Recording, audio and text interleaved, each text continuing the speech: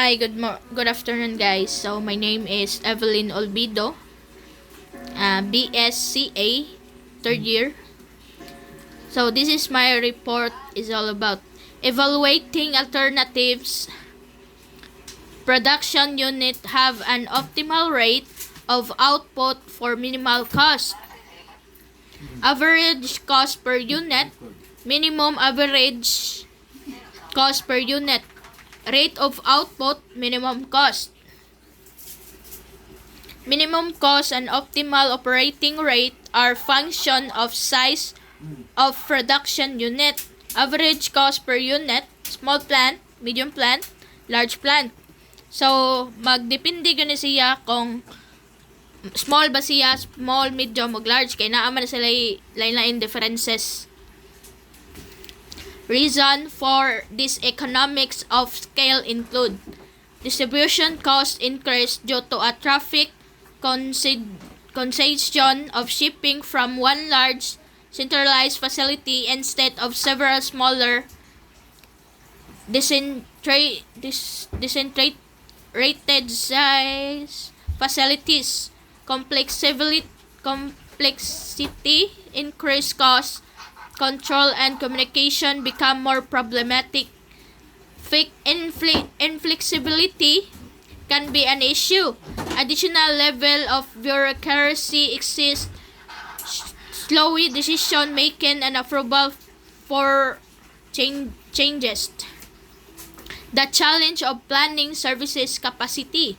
While the foregoing discussion related generally to capacity planning for both goods and services, it is important to note that the capacity planning for service can present special challenges due to a nature of service.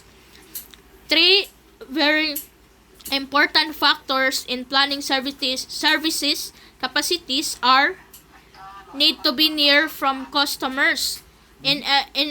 So kinahanglan siya before ka mo kuan mag-consider jud ka kung unsa imong target customer para makabaw ka og asa nimo ibutang ang imong store or shop.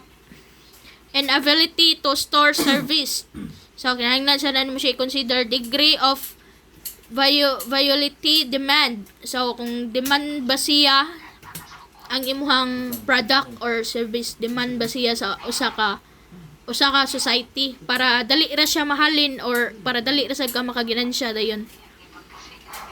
Evaluating alternatives, an organization need to be examine alternatives for future capacity from number of different perspective. Most obvious are economic consideration with an alternatives be economically feasible, how much will it cost, how soon can we have it, what will operating and maintenance cost be, what is the useful life be, it will be compatible with present personal and present operation.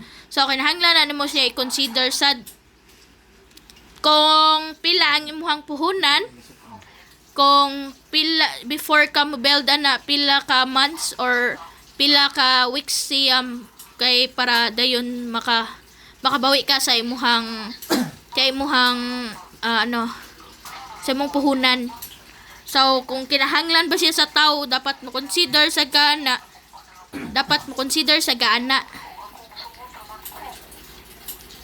Cost volume analysis. Cost volume analysis focuses on relationship between cost, revenue, volume of output. The purpose of cost volume analysis is to estimate the income of organization under the different or operating condition.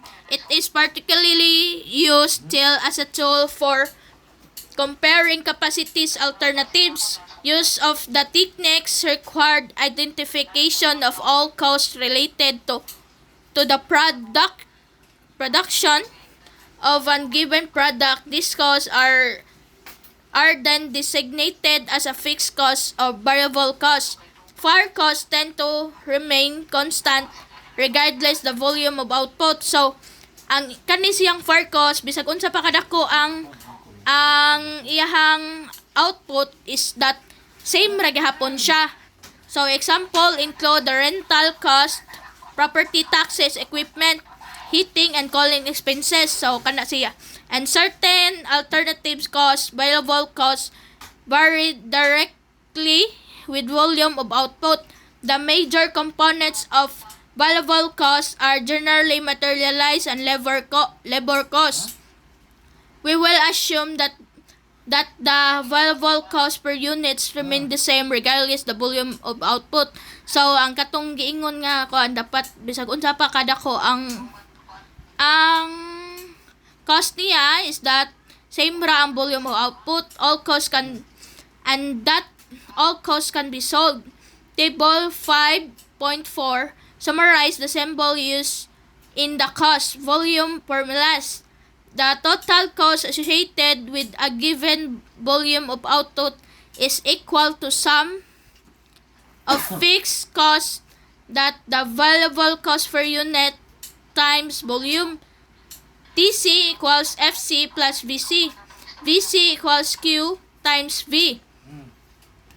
When variable cost per unit, figure 5.5a showed that the relationship between volume of output and fixed cost, total variable cost, and the total cost revenue per unit, like variable cost per unit, is assumed to be the same regardless the quantity of output.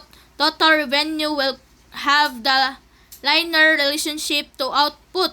As isolated in figure 5.5b, the total revenue associated with a given quantity of output is Q is TR equals R times X times Q.